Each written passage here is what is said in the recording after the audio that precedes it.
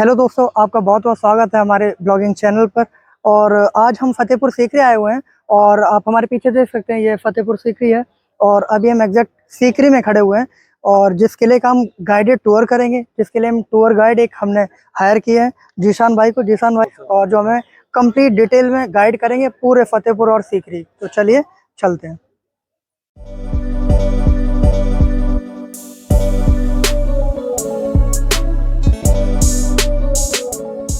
तो वेलकम। अभी हम घूमेंगे अकबर का रेजिडेंस, जो अकबर टाइम की सेकंड कैपिटल थी, मुगल टाइम की। तो फतेहपुर सीकरी, जिसमें फर्स्ट पार्ट में हम खड़े हुए हैं, दीवाने आम।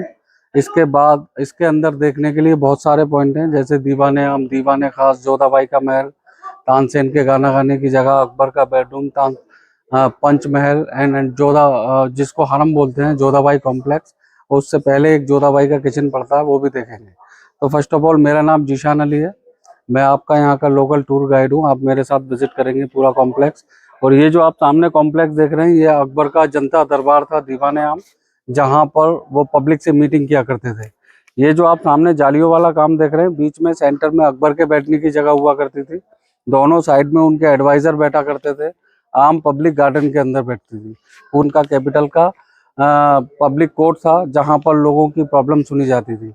तो आप लोगों ने जोधा अकबर मूवी देखा होगा, उसमें एक 5 मिनट का सीन दिखाया एलिफेंट के साथ फाइट वाला।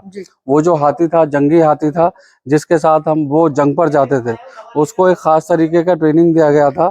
जब कभी उसके सामने किसी क्रिमिनल को डालते थे, तो वो उसके बिहेवियर से जज कर लेता था कि उसने क्राइम किया है या नहीं किया। ये जो गार्डन में रिंग देख रहे हैं ना, इस रिंग से उस हाथी को बांध कर रखते थे। इसका पब्लिक कोर्ट था।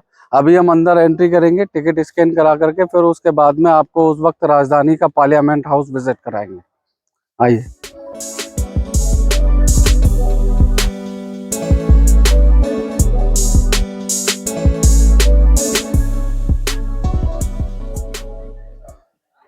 तो ये उस टाइम का पार्लियामेंट हाउस था, राजधानी का, दीवाने खास, जहां पर अपने नवरत्नों के साथ में मीटिंग किया करते थे। यहीं सर उन्होंने एक रिलीजन फाउंड किया था, दीन इलाही, जो इसी कॉम्प्लेक्स से चलाया था।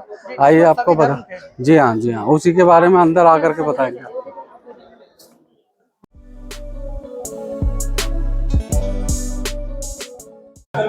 तो अभी हम आ चुके हैं दीवाने खास। ये अकबर का जो है पार्लियामेंट हाउस था उस वक्त, राजधानी का, जैसा आज हमारा दिल्ली के अंदर है।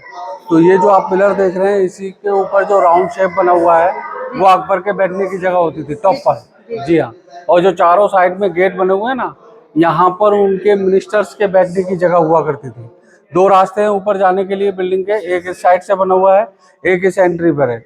आपने हिस्ट्री में सुना होगा, अकबर ने एक रिलीजन फाउंड किया था, दीन इलाही जी। उसी की रिलीजन की मेमोरी के लिए अकबर ने ये पिलर बनाया। इसको दीन इलाही पिलर भी बोलते हैं, क्योंकि अकबर सेकुलर किंग थे। सारे रिलीजन का प्रॉपर रेस्पेक्ट किया करते थे। तो वो चाहते थे कि एक ऐसा रिलीजन लाया जाए जो आपस में लोगों को रिलीजन वाइज ना बांटे। तो उन्होंने सारे रिलीजन्स की ये जो आर्किटेक्चर है इस पिलर के अंदर डाले हैं, सारे रिलीजन्स को रेस्पेक्ट देने के लिए। ये जो आप देखेंगे, ये जो फ्लावर डिजाइन बना हुआ है, जो उल्टा फ्लावर जो चारों पिलर से मैच करता है, ये जैन आर्किटेक्चर है। जैन मंदिर वगैरह देखें आप लोग। जी हाँ। उसके नीचे एक ये जिगजैग पैटर्न बना हुआ है, ये पर्शियन डिजाइन है, ठीक है ना। उसके नीचे एक छोटा सा विंडो है, वो क्रिश्चियन डिजाइन है। फिर बुद्धिज्म, हिंदुज्म, और लास्ट में मुगल डिजाइन है, उमर खयाम जिसको बोलते हैं, ठीक है ना। तो ये सारे रिलीजन्स को रेस्पेक्ट देने के लिए पिलर बनाया गया था, जिसका नाम रखा था दीन इलाही पिलर। ये 1 पीस सैंडस्टोन का बना हुआ है।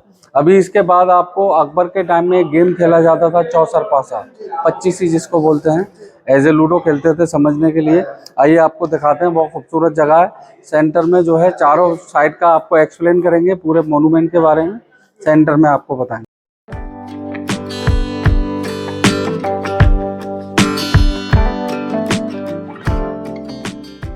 तो अभी हम आ चुके हैं उस वक्त में गेम खेलते थे, चौसर पासा, जिसको 25 के नाम से भी हम जानते हैं। ये गेम आप ध्यान से देखेंगे, इसके जो पैटर्न है, जो महाभारत के अंदर कपड़े का होता था, इसको स्टोन का बनाया। इसको खेलने का एक शाही अंदाज था। वो शाही अंदाज क्या था, इसके अंदर जो चारों साइड में 3-3 क्रॉस बने हुए हैं ना, इन क्रॉस के अंदर गोटियों की जगह दासियां होती थी, लेडी सर्वेंट।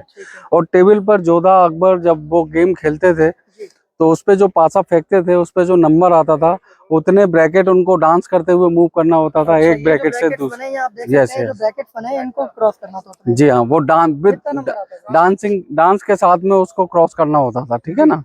तो अभी ये जो आप बिल्डिंग देख रहे हैं ये पंचमहल है, 5 स्टोरी बिल्डिंग है। जी। इसको शहंशाह अकबर एज ए हवा महल यूज किया करते थे, विंड पैलेस। और जो उनकी हिंदू वाइफ थी जोधाबाई, यहाँ से करवा चौथ का चांद और मुस्लिम वाइफ रमजान में ईद का चांद देखती थी। जनरली ये वॉचिंग टावर हुआ करता था, पूरे कॉम्प्लेक्स की सबसे ऊंची जगह है। पूरे कॉम्प्लेक्स में क्या एक्टिविटी चल रही है ऑल टाइम यहाँ से वॉच हुआ करती थी, ठीक है ना। इसके अंदर इसको एज ए हवा महल यूज करने का रीजन था, ये पूरा बिल्डिंग 176 पिलर पे सपोर्टेड है, कोई दीवार नहीं है इसके अंदर। तो नेचुरल एसी था उस टाइम का, ठीक है ना, इतना ग्लोबल वार्मिंग नहीं था। तो उस टाइम पर जो है जितना मौसम हवा का लुत्फ लेना है आप उतने ऊपर चले जाइए, उतना ही जो है आपको ठंडी हवा लगेगा। ये जो आप सामने बरामदा देख रहे हैं ये उस वक्त का स्कूल हुआ करता था। हरम समझते हैं आप लोग? जी जी। हरम जहाँ उनकी फैमिली की लेडीज रहती थी, उनके जो बच्चे होते थे शाही बच्चे, उनको शाही एजुकेशन देने के लिए स्कूल था। नीचे क्लासेस चलती थी, ऊपर लाइब्रेरी होती थी। अभी इसके बाद आपको एक जगह दिखाएंगे जो अकबर के टाइम में एक म्यूजिशियन हुआ करते थे, उनके नवरत्नों में से एक तानसेन। तो तानसेन जी के गाना गाने की जगह, बहुत ही खूबसूरत जगह है वो, जहाँ तानसेन गाना गाते थे। अभी हम आ चुके हैं तानसेन के गाना गाने की जगह पर। तो ये तानसेन सीट हुआ करती थी, ये चारों साइड से पानी से फुल हुआ करता था। अभी इसको सफाई के लिए खाली किया है, तानसेन सीट। तो यहाँ तानसेन जो थे वो उनके नवरत्नों में से एक थे, और 2 तरह के म्यूजिक के लिए फेमस थे, एक मेघ मल्हार और एक दीपक राग। हिस्टोरियन लिखते हैं कि जब वो मेघ मल्हार गाते थे तो ऑटोमेटिक बारिश हुआ करती थी, और जब दीपक राग गाया जाता था तो दीपक जला दिया करते थे, ऐसा ताकत था उनके म्यूजिक का। तो क्या ये पॉसिबल है कोई गाना गाए, बारिश हो जाए और आग जला दे? नहीं, बिल्कुल। मगर ऐसा हिस्टोरियन ने लिखा, उसका एक रीजन था। जो मेघ मल्हार हुआ करता था वो सैड सॉन्ग हुआ करता था, जो बारिश ना होने की कंडीशन में लोग दुखी होकर उस गाने को गाते थे, ठीक है ना। तो उसको सुनकर लोग रोने लगते थे, तो उन आंसुओं को उस बारिश से जोड़कर लिखा। और जो दीपक राग था वो खुशी वाला गाना था, जिसको सुनकर जो है लोगों के दिल रोशन हुआ करते थे, ठीक है ना। तो उस जो दिल की रोशनी या चमक आप कहेंगे उसको, जो खुशी में आती है आदमी के अंदर, उस चमक को जो है दीपक राग का नाम दिया और उसको उससे जोड़कर लिखा गया। ये जो आप है जहाँ पर वो बैठा करते थे। यस, ये जो आप सामने देख रहे हैं ये अकबर का बेडरूम एरिया है, ख्वाबगाह, जहाँ वो आराम किया करते थे। किंग के लिए किंग साइज स्टोन का बेड बना हुआ है। ये जो बालकनी आप देख रहे हैं ना, यहाँ से जो भी प्रोग्राम हुआ करता था शहंशाह अकबर बैठकर उस प्रोग्राम का लुत्फ लिया करते थे। ये जो बरामदे के ऊपर बालकनी आप देख रहे हैं ये हरम की फैमिली की लेडीज के लिए थी, जो भी प्रोग्राम होता था वो वहां से अटेंड करती थी। बाकी दरबार के लोगों के लिए भी यहाँ सेंटर में बैठने का सिटिंग प्लान हुआ करता था। अभी अकबर का बेडरूम दिखाएंगे आपको। तो अभी हम आ चुके हैं अकबर का ख्वाबगाह, जो आप देख रहे हैं बेडरूम, जहां वो आराम किया करते थे। नॉर्मली अभी आपको नॉर्मल हॉल लग रहा है, मगर आप सोचिए हिंदुस्तान के मुगल शहंशाह अकबर का बेडरूम था तो कितना वेल मेंटेन रहा होगा अपने टाइम में। और ये किंग के लिए किंग साइज बेड है स्टोन का। अभी इस बेड को देखकर 2 चीज़ जहन में आ रही होंगी कि इसको इतना ऊंचा क्यों बनाया, प्लस इस पर चढ़ते कैसे होंगे। तो ऊंचा बनाने का रीज़न था, ये पूरा रूम रोज़ वाटर से भर के रखते थे ठंडक के लिए। इसको गर्मियों में यूज़ करते थे, सर्दियों के लिए ऊपर अलग से बना हुआ है। मेन गेट से चंदन की लकड़ी के स्टेप्स हुआ करते थे पानी के अंदर, जो वहां से वहां तक जाते थे, वहां से फिर ऊपर के लिए होते थे। ये इतना ऊपर जहाँ पे इनका बेडरूम बना हुआ है, जो बेड है वो बेडरूम तो ये पूरा हुआ। हाँ जी, ये जो आप देख रहे हैं ये 3 स्टेप्स बने हुए हैं, आगे से रास्ता बंद है। ये हरम से सीक्रेट रास्ता होता था आने जाने के लिए, हरम जहाँ उनकी फैमिली की लेडीज रहती है।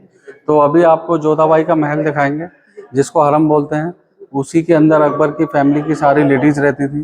पहले जो हरम रुकैया बेगम संभालती थी, बाद में वो जोधा को दिया गया। तो आइए दिखाते हैं, वो खूबसूरत बना हुआ है।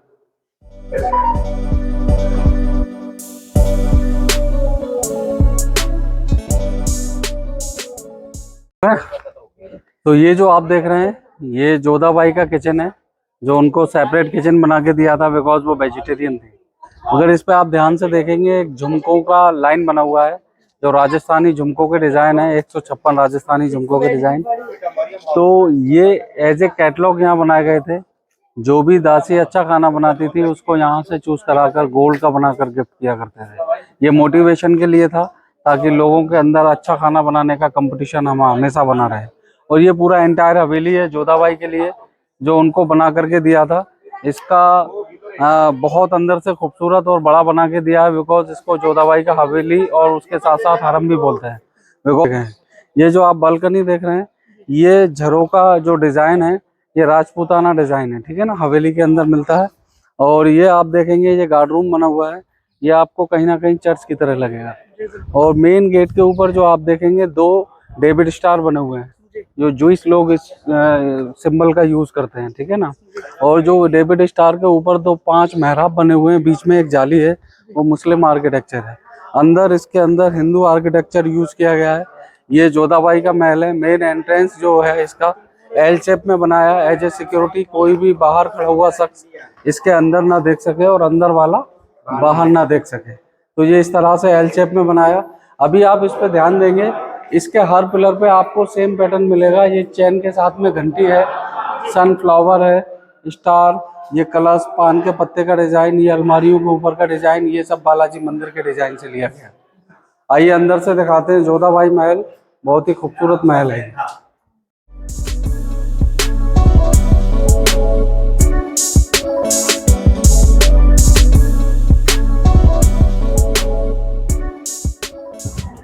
तो ये जो आप देख रहे हैं जोधाबाई का महल है और इसी को हरम बोलते हैं। सामने उनको राधा कृष्ण का मंदिर बना के दिया था जी। बीच में ये प्लांट लगा हुआ है, ये उस जमाने में तुलसी का पौधा हुआ करता था, अभी गुड़ैल का है, जिसको वो जल चढ़ाया करती थी। जो हमने जो अपने पति की लंबी उम्र के लिए तुलसी को जल चढ़ाया जाता है, ऐसा मानना है हिंदुज़म के अंदर।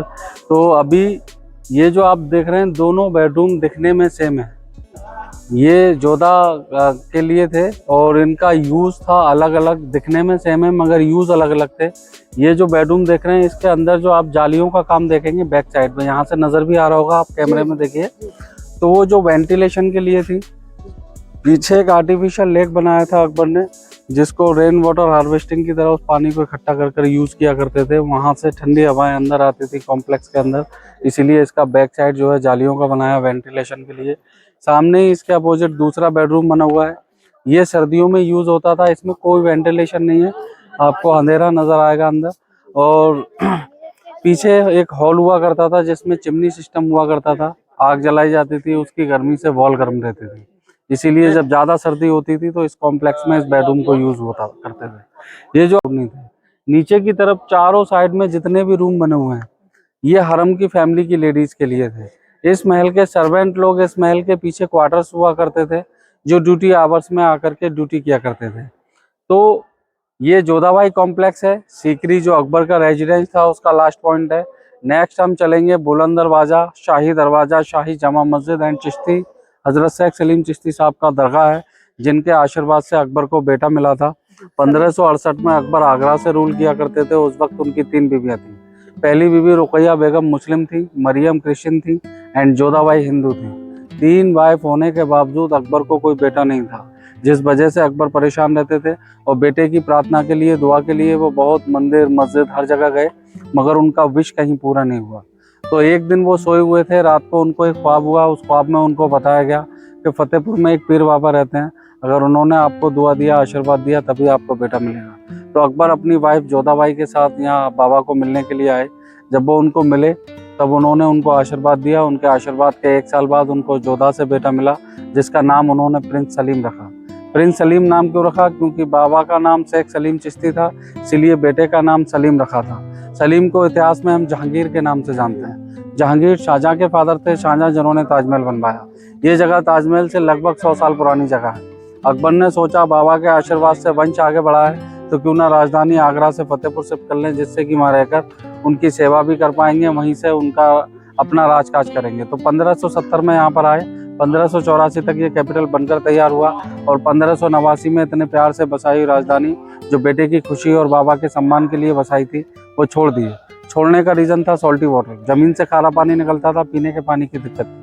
तो अकबर ने इस जगह को 2 हिस्सों में बसाया था। एक सीकरी जो अकबर के रहने की जगह है, दूसरा पोर्शन फतेहपुर। तो सीकरी हम विजिट कर चुके हैं, नेक्स्ट हम फतेहपुर विजिट करेंगे। ओके,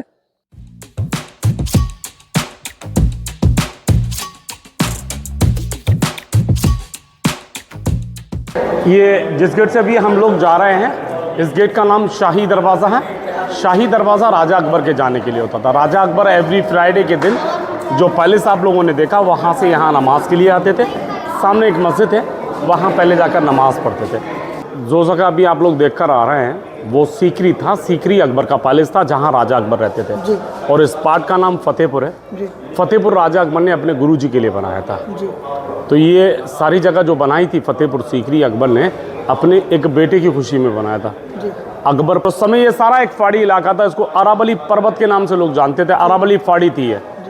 इस फाड़ी के ऊपर जो सलीम चिश्ती गुरुजी थे जिनकी अभी वाइट स्टोन से दरगाह बनी हुई है, ये वाइट वाला जो है हज़रत सलीम चिश्ती साहब का दरगाह है।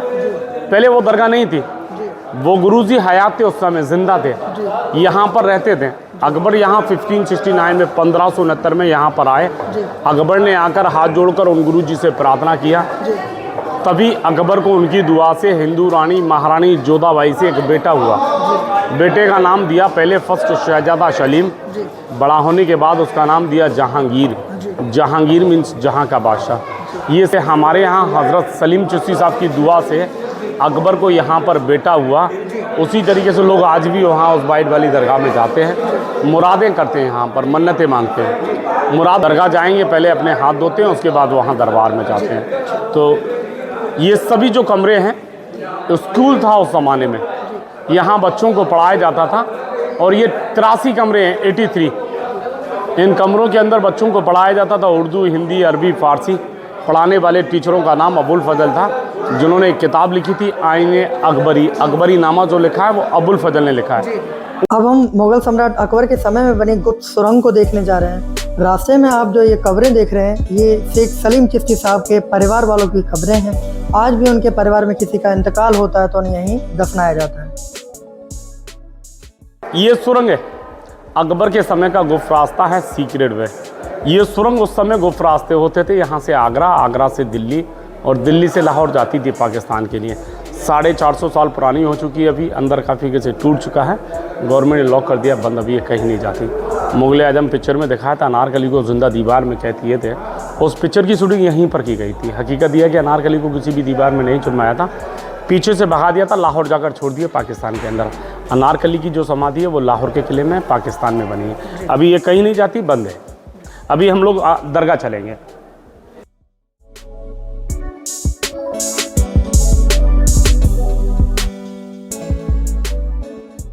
पहले अकबर ने इस दरगाह को लाल पत्थर से बनाया था। अकबर का बेटा बड़ा हुआ सलीम, उसको पता चला मेरा जन्म सलीम चिश्ती की दुआ से हुआ है, उसने रेड स्टोन को उठाकर ये दरगाह वाइट मार्बल से बना दी।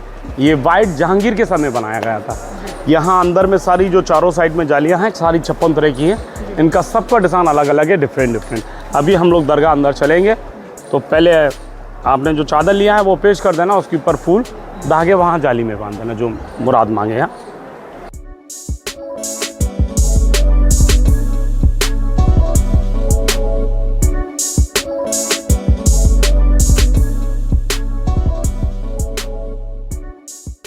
सभी स्क्रीन अलग अलग डिज़ाइन की हैं, 56 डिज़ाइन है, सारे 56। और ये चारों साइड में कुरान की आयतें, होली बुक, और ये धागे बंधे हुए हैं, यहाँ लोग मुरादों के लिए बांध जाते हैं। ये जालियाँ देखें आप, सारी अलग अलग डिज़ाइन की हैं।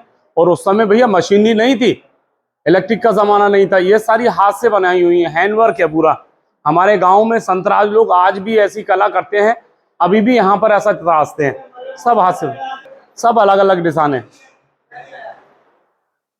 और ये जो दरवाज़ा है अकबर के समय यहाँ से औरतें आती थी लेडीज़ों के आने के लिए, ये लेडीज एंट्रेंस गेट है। देखो ये जाली बिल्कुल कितना बारीक काम है, पूरा हैंडवर्क है, सारी हाथ से बनी हुई है। ये अभी हम लोग बुलंद दरवाज़ा देखने के लिए आ गए हैं, तो उसका फ्रंट देखते हैं। उधर से तो हम लोग पीछे से देख रहे थे, बैक साइड। आइए आगे आइए। ये पूरा जो टाउन नजर आता है यहाँ पर, ये फतेहपुर गाँव है। बाबर ने जुद को जीतकर जो बसाया था फतेहपुर, वो यही है। सीकरी यहाँ से 2 किलोमीटर दूर है, दोनों को मिलाकर कहा जाता है फतेहपुर सीकरी। यहाँ से हमारा ये पूरा टाउन नजर आता है, ये पूरा टाउन नजर आता है फतेहपुर। और वो एक इसकी दीवार है फतेहपुर सीकरी की 9 किलोमीटर की, टूटी टूटी नीचे। हाँ, और नीचे ब्लैक वाले डोम ये हमाम थे, जो लोग यहाँ दरगाह पर जाते थे अकबर के समय, यहाँ स्नान करते थे। और इसी का नाम बुलंद दरवाजा है। पीछे आप देखेंगे बुलंद दरवाजा, बुलंद के माने ऊंचा होता है, दरवाजा माने गेट। और ये जी, क्या, ये कुरान की आयतें लिखी हुई है तीनों साइड में, और इसी का नकल कर आगरा ताजमहल पर लिखा है। ताजमहल के ऊपर ऐसा राइटिंग ब्लैक स्टोन पर है, काले पत्थर पर। इस बुलंद दरवाजे की जो हाइट नीचे रोड से लेकर ऊपर टॉप तक जो है 176 फीट है, 176 फीट। प्लेटफॉर्म हाइट 134 फीट है, चौड़ाई इसकी 90 फीट है। सीढ़ियां जो है यहाँ पर ये 52 है, 52 स्टेप। ये प्लेटफॉर्म सारा जो है अंदर से हलो है, पिलरों के ऊपर इसको सपोर्ट किया हुआ है, सपोर्ट बाय पिलर। पूरा अंदर से एम्प्टी है ये देखें, यहाँ से दिखेगा थोड़ा सा खुला हुआ है, ये पूरा खाली है अंदर से। इसके नीचे स्टोर रूम जैसे बने हुए हैं पूरा। तो यह हमारा फतेहपुर सीकरी का डिटेल्ड गाइडेड टूर था। अगर आपको हमारी यह वीडियो पसंद आई तो इसे लाइक कीजिए। ऐसे ही और वीडियोस के लिए हमारे चैनल को सब्सक्राइब कीजिए।